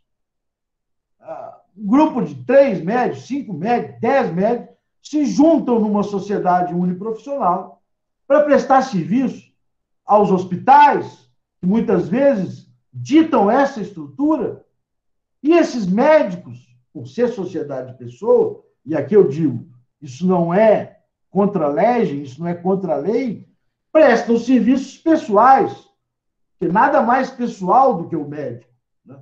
É ele que vai ao hospital prestar serviço. Às vezes acontece de um turno de revezamento num determinado setor do hospital, que é combinado entre os sócios, mas isso não tira a pessoalidade. Eu pergunto aos senhores e às senhoras, a partir de agora, por que não esses médicos podem montar a sociedade com 2 unipessoais? Porque eles vão se manter na isenção. Então, o que nós vamos fazer é fazer uma coisa, espalhar a sociedade. Então, a política fiscal ruim não é... Eu não estou reclamando do aumento que vai haver na minha sociedade. Eu acho ruim a proposta. Além de outros dispositivos, como eu já disse, são terríveis. Na parte do trazer a valor justo, assim, traz a valor justo, mas se o valor contábil tiver maior, vale o valor contábil. Ou seja, vale o maior valor, não é o valor correto, não é o valor da política fiscal. Como eu falei, os fundos imobiliários vão ser tributados do passado, são surpreendidos. Quem garante que esse dinheiro está lá? Quem garante que esse dinheiro não foi reinvestido? Então, tem várias coisas ruins. Mas a do dividendos, eu tenho uma grande preocupação, porque nós voltamos àquilo que nós mais condenamos no sistema, que é um regime de exceções, que é um regime de criar núcleos para se criar uma disseminação de pequenas sociedades. Volto a dizer, não estou analisando aqui o detentor da ação de empresa cotada em bolsa de valores, porque ali eu posso até dizer, apesar de eu achar muito alta a tributação de 20%, porque para o rentista ela vai ser 15%, reduziu tudo para 15%, então é melhor botar em renda fixa, em título do governo, que a tributação é menor. Vamos prestigiar o rentista e não aquele que investe na produção, mas eu não estou nem entrando aí. Lá eu posso até imaginar que é uma riqueza nova. Eu fui bem sucedido na minha vida da advocacia, vou pegar, eu não faço isso porque eu não tenho tempo de ficar investindo, assim, que o povo fica ligando também, fala, o senhor quer vender, o senhor quer comprar? Eu falei assim, meu filho, não sei, eu tenho um prazo para hoje, não sei se eu quero comprar, se eu quero vender. Mas as pessoas pegam o seu patrimônio acumulado e investem na bolsa. Eu posso até, e esse investimento vai gerar dividendos. Eu posso, nesse caso, até imaginar que nós não estamos falando da mesma riqueza. A riqueza produzida pela empresa cotada na bolsa e a riqueza produzida pelo acionista que recebe o dividendo. Mas aqui embaixo é a mesma riqueza. Somar as alíquotas é confiscatório. Eu acho que atinge o confisco, lembrando o projeto do governo que vem uma CBS. Além disso, nós vamos criando com esses regimes estranhos de exceção, que eu entendo, seria muito oneroso para aquele que fatura até 4.800, mas eu crio uma política de cisão, vamos chamar assim, das sociedades uniprofissionais hoje existentes. Kátia, eu até me alonguei muito, mas é porque eu queria dar um panorama geral para ficar à disposição do debate, que eu acho que é muito mais enriquecedor, na medida que hoje nós temos uma grande vantagem. Né? A comunicação tem sido ampla, então acho que todos aí já têm um conhecimento do que está rolando. O que eu não posso afirmar é se a versão que eu tenho aqui aberta é a versão do relator, porque nesse momento ele já pode ter alterado mais alguma coisa. A dificuldade é essa, né, doutor Walter? Não, mas excelente explanação e ponderação. Eu vou passar a palavra para o Emanuel, por favor, Emanuel. Bom dia a todos. Um abraço, doutor Walter, Amanda, Ana Paula, muito obrigado pela participação. Bom, eu acho que as apresentações foram tão boas e tão claras, que, por enquanto, nós temos aqui apenas uma pergunta que eu direciono à doutora Ana Paula. A pergunta é do doutor João Tadeu. Ele indaga qual está sendo a receptividade no Congresso às propostas de mudanças sugeridas pela OCB em relação às PECs. Certo, obrigada pela pergunta. É bem importante para a gente fazer esse esclarecimento mesmo. Na PEC 110, que é a PEC do Senado, a nossa emenda já foi acatada, né? Ela já tem um relatório e o relator, então, acolheu aquela emenda que a Amanda fez a apresentação. Na PEC 45, a gente não teve o mesmo sucesso, e a PEC 45, ela é justamente agravada por aquela situação que eu falei. Tem uma consultoria legislativa ali na Câmara, bem apegada à ideia de que essa matéria, esse nosso dispositivo não é necessário nesse momento, não teria que estar disposto na Constituição aquele detalhamento do ato cooperativo, porque na visão da consultoria, como o 146.3c, que é a garantia do adequado tratamento tributário ao ato cooperativo, não foi retirado, isso é importante, a Amanda falou ali, né, está previsto ainda na Constituição. Eles entendem que por esse dispositivo, da maneira como está hoje na Constituição, já é suficiente, e que esse detalhamento de não incidência, esse detalhamento da possibilidade de participar da cadeia de créditos, isso tudo viria numa lei regulamentar. Então, que não é momento. A gente, infelizmente, não conseguiu convencê-los de que precisa de ter essas balizas na Constituição para evitar que essas leis regulamentares extrapolem, né, essa caracterização aí do ato cooperativo. E a prova disso é o próprio projeto do governo da CBS, né, que já veio desajustado com aquilo que a gente prega para o ato cooperativo. Então, a gente segue insistindo, o doutor Walter deu um cenário aí que é desolador, mas que é bem realista sobre essa discussão da reforma tributária. Então, a gente segue acompanhando todos os textos. A gente sempre fala que no Congresso Nacional pode acontecer tudo, inclusive nada. E é bem isso que a gente vem acompanhando aí na reforma tributária. A gente também é surpreendido aí frequentemente pelos textos, mas o trabalho na PEC 45 segue tentando reverter essa posição. E só, não foi o objeto da pergunta, né, porque se restringiu às PECs, mas no PL da CBS a gente também tem emendas, né, como a gente apresentou aqui, e lá já tem um relator, foi nomeado recentemente, né, recente para a atividade da reforma, que foi nomeado em junho. O nome dele é Luiz Carlos Mota, ele é de São Paulo, e ainda não foi oportunizado o prazo para apresentação de emendas, por isso que a gente ainda não tem esse retorno quanto à nossa emenda. Mas a gente já está fazendo conversas com a assessoria desse relator, para que a nossa emenda venha diretamente no relatório dele, porque a perspectiva para esse projeto é que ele seja votado diretamente em plenário. Então, só abriria para as emendas lá em plenário, o doutor Walter também sabe a loucura que é emenda em plenário, né, no processo legislativo, então a gente já quer trabalhar isso previamente para o relator apresentar o texto dele já com a nossa emenda contemplada. E fora isso, só complementar que a gente faz esse trabalho também com outras entidades, né? Existem outras entidades que representam o cooperativismo, já que a gente está em 7 segmentos, então a gente conta com apoio também de entidades do agro, do saúde, que fazem esse trabalho de representação institucional também lá no Congresso. A gente sempre procura alinhar com o pessoal do mercado financeiro também, né? Eu sei que vocês têm muita inter-relação aí com cooperativa de crédito. Então, tudo isso a gente vai costurando com mais gente para estar nas propostas de todo mundo. Muito obrigado, doutora Ana Paula.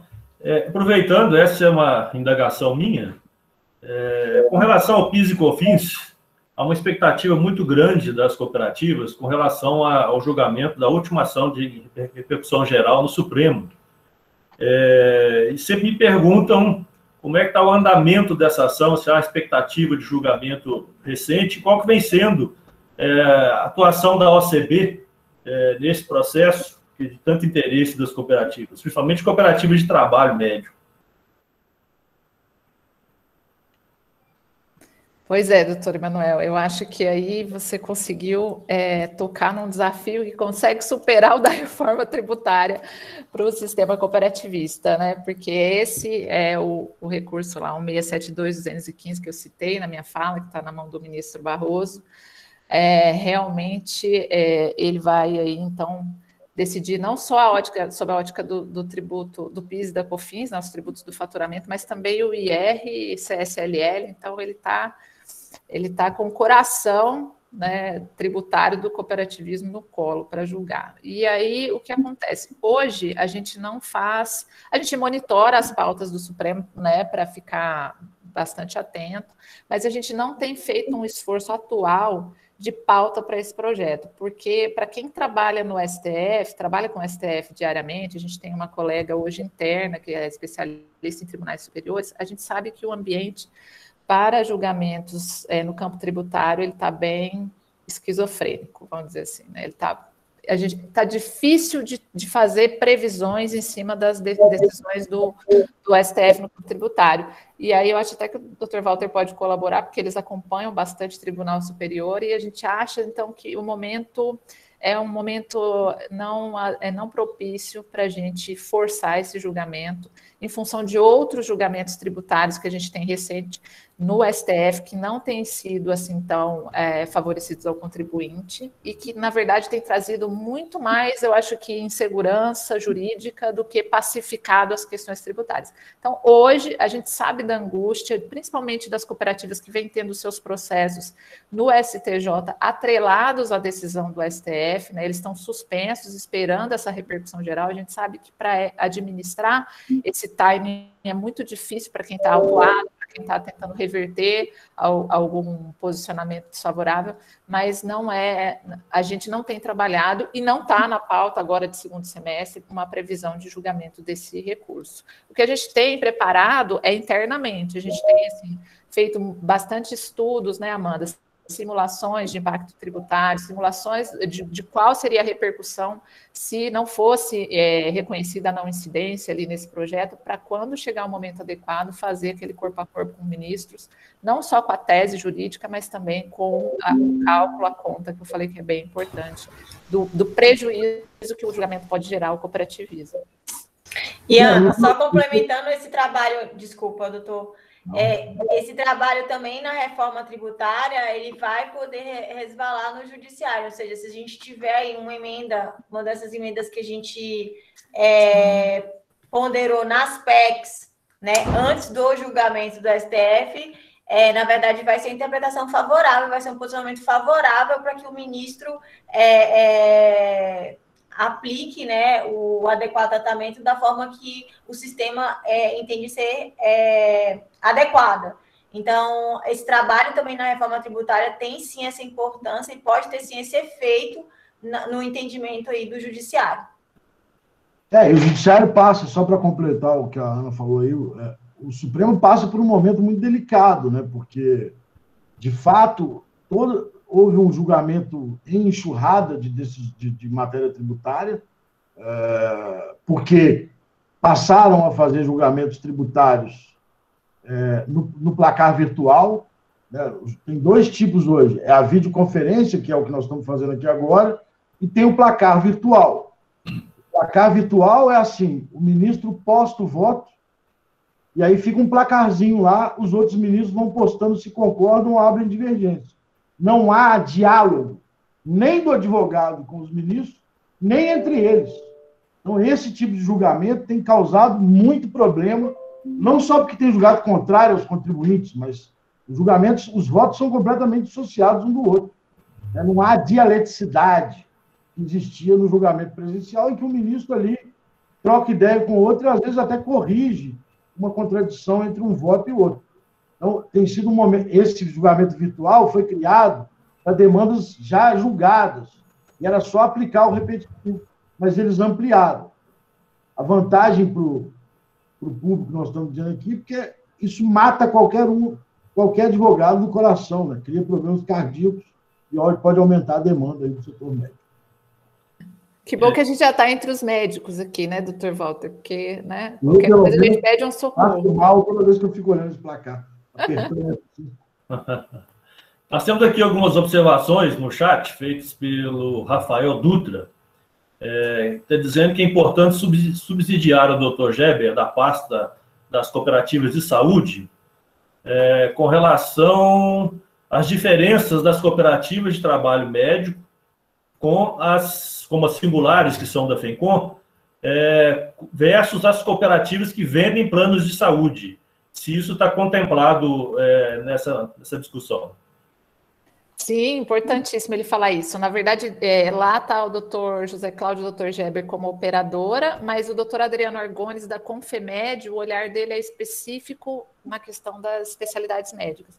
E aí eu vou fazer um convite para o pessoal da FENCOM. Se vocês quiserem ter acesso aos estudos que a gente faz, ou eventualmente até fazer uma indicação de alguém para somar nessa discussão, está convidado e a gente pode integrar. A gente só pede para não ser várias pessoas, ter um interlocutor só, porque as reuniões já são... nós estamos ali com 7 ramos representados e elas já são bem assim, extensas, né, Amanda? Porque todo mundo é muito participativo. Então, a gente tem um representante da especialidade médica, mas também estamos sempre abertos a somar forças, porque realmente esse trabalho ele é difícil. É um trabalho, como o Dr. Walter falou, é semanalmente um texto novo, uma surpresa, e quanto mais a gente somar olhares nele, melhor. Emanuel, me permitir só aqui, esse é um convite bem desafiador, mas é importantíssimo, Ana Paula. Porque nós, aqui no Sistema FENCOM, o Emanuel está na luta, nós estamos sendo cobrados para isso, porque algumas tratativas vão ter que ser mudadas, senão as nossas cooperativas vão ser extremamente impactadas. Nós realmente agradecemos esse convite mesmo. Uma observação aqui da Patrícia Dutra, dizendo que as cooperativas de trabalho médico são obrigadas a pagar o imposto de renda de pessoa física. Na verdade, o médico cooperado é obrigado, né, a pagar o imposto de renda da pessoa física. Seria incompatível com PIS e COFINS, tributos próprios de pessoa jurídica. Temos a pior tributação de um e de outro. Acho que todos concordam com essa afirmação, porque o que acaba acontecendo é que o médico paga o imposto de renda da pessoa física sobre o honorário médico que recebe, e acaba que o custo de PIS e COFINS da cooperativa é repassado a ele também, já que a cooperativa não tem receita própria. Então, realmente é algo pesadíssimo para a classe médica.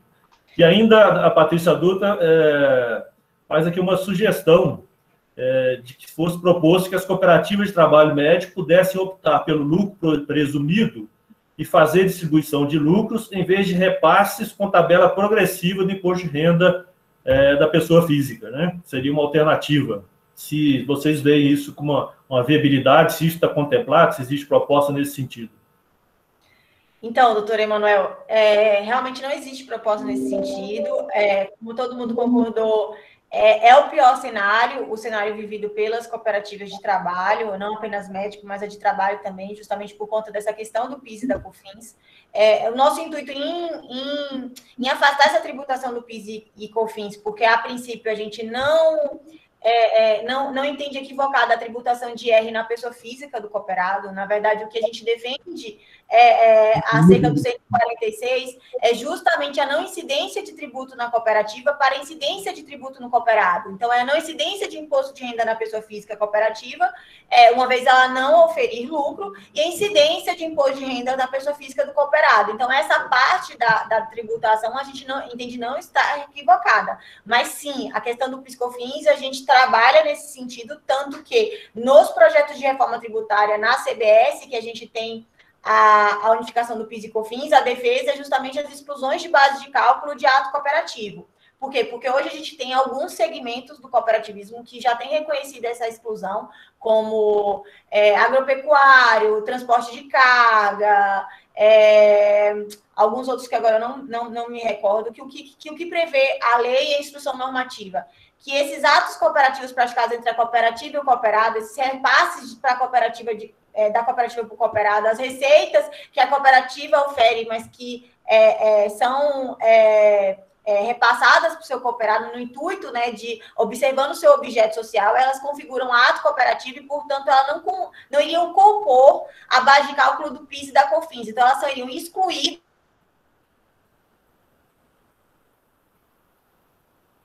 das receitas, né? E aí a gente teria, então, a aplicação do adequado tratamento tributário. Então, com relação ao PIS e a COFINS, os nossos trabalhos estão indo nesse sentido, e não no sentido de criar uma opção pela sistemática do lucro presumido e fazer a distribuição dos lucros ao invés da tabela progressiva de imposto de renda. E é importante que a gente também tem que ter esse cuidado da questão de distribuição de lucros, porque a gente busca a diferença entre sobras e lucros, justamente até para afastar outras incidências tributárias nesse momento aí da atuação da cooperativa, para não onerar ainda mais o cooperado. Então, nesse momento, não impede a gente, às vezes, fazer uma avaliação sobre o tema, mas nesse momento, na reforma tributária, o que o sistema optou foi por trabalhar por essas exclusões de base de cálculo para todo o sistema cooperativista. Então, ampliar não apenas para esses ramos que hoje já tem essa exclusão,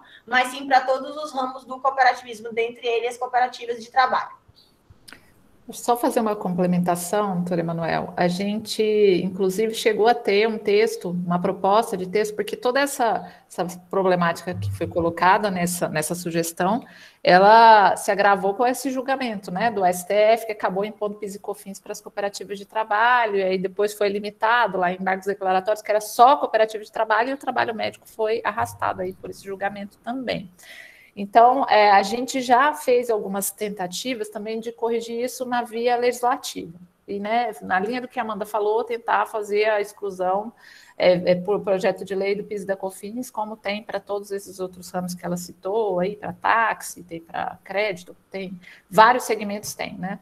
E aí o que acontece que a gente esbarrou na época da negociação? Justamente essa ideia, que já está agora, hoje já é um projeto da CBS, dizendo, olha, um projeto que vocês estão trazendo aqui para PIS e COFINS, quando a perspectiva aqui do Ministério da Economia, do governo, é unificar esses dois tributos numa CBS. Então, no texto nosso hoje, que a gente apresentou aqui, construído para a CBS, se ela, de fato, extinguir o PIS e a COFINS e for um tributo que vai substituir, resolve esse problema do PIS e da COFINS, porque a gente já levou isso em consideração, né?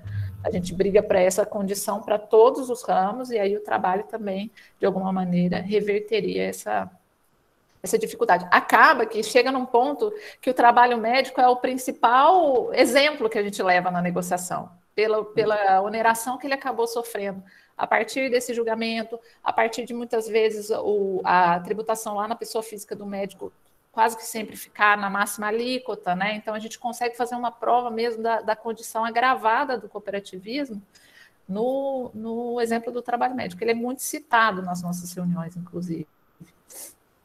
Ok. Vou fazer uma pergunta aqui para o Walter. É uma pergunta danada essa que me fazem todos os dias os médicos. E médico, como vocês sabem, é bem prático, bem objetivo, né? Não quer saber de muita firula, muita discussão, muito academicismo, não. A pergunta é a seguinte, com relação a essa proposta do relator que está aí, que talvez vingue, né, do imposto de renda, eu vou pagar mais ou menos imposto, afinal de contas? Essa é a pergunta simples, né? Simples, tranquilo de responder. E aí eu vou responder com a expressão que a gente sempre usa no direito tributário, depende. Essa é a primeira expressão que a gente aprende em direito tributário. Eu acho que vai pagar menos, com essas exceções do relator aí, se você faturar até 4.800. Se tiver mais do que isso, certamente vai pagar mais. De novo, estou falando só dessa reforma, sem falar de CBS, né? Como o Rafael bem lembrou no chat aí, o governo não tem pretensão, e é por isso que eu fiz aquele pressuposto inicial, de reduzir carga tributária, não. Ele precisa de dinheiro para pagar os gastos sociais e a implementação, por exemplo, do novo Bolsa Família. Foi dito isso também, expressamente. Então, eu não acredito em redução da carga, acho um momento super inapropriado, que é o momento da maior dificuldade das pessoas com a pandemia, mas respondendo diretamente, quem fatura até 4.800, eu acredito que a carga reduz. Quem fatura acima disso vai ter certamente aumento de carga. Ok. Bom, não temos aqui nenhuma outra dúvida, acho que está tudo muito bem colocado, muito claro. Doutora Kátia. Emanuel, eu agradeço muito, estou muito honrada. Eu acho que o nosso fórum foi magnífico, né? As excelentes apresentações, as ponderações magníficas. Eu agradeço aqui mais uma vez a Ana Paula, doutora Amanda, doutor Walter Lobato, o meu agradecimento especial ao Seng. Eu acho que o evento hoje, Ana Paula, foi muito importante para nós, e o Emanuel sabe, nessa luta dia a dia como nosso assessor, das nossas preocupações em não deixar que, como o doutor Walter falou, essa reforma, cada dia tem uma mudança, uma pegadinha que a gente não sabe nem para que rumo vai, como defender. E a gente sabendo que tem pessoas como vocês, essas tratativas, isso deixa a gente um pouco mais tranquilo. Mas a gente tem que tomar muito cuidado, que uma construção de anos pode, numa reforma, na minha opinião, tão intempestiva, de pessoas que não conhecem o dia a dia, né, ser arruinado nisso, num cooperativismo tão importante no nosso país. Mas eu tenho certeza que nós vamos conseguir. Então, eu agradeço, Emanuel, todos vocês aí, e assim, estamos muito honrados, em nome da FENCOM, mais uma vez, agradeço a presença de todos, e acho que o nosso fórum hoje foi realmente histórico, e eu acho que é uma medida que, como o doutor Walter colocou aí, vai depender, mas eu acho que depende de todos nós, né? Meu muito obrigado a todos, e agradeço a presença de todos mais uma vez. Um prazer enorme. Obrigada. Obrigada. Obrigada. Foi um prazer, e eu fico aguardando, então, a indicação de vocês. As portas da OCB, não só para a reforma tributária, estão sempre abertas para receber a FENCOM. Muito obrigado, doutora Paula. Doutora Amanda, obrigada mesmo. Obrigado, doutora Emanuel. Obrigado a todos.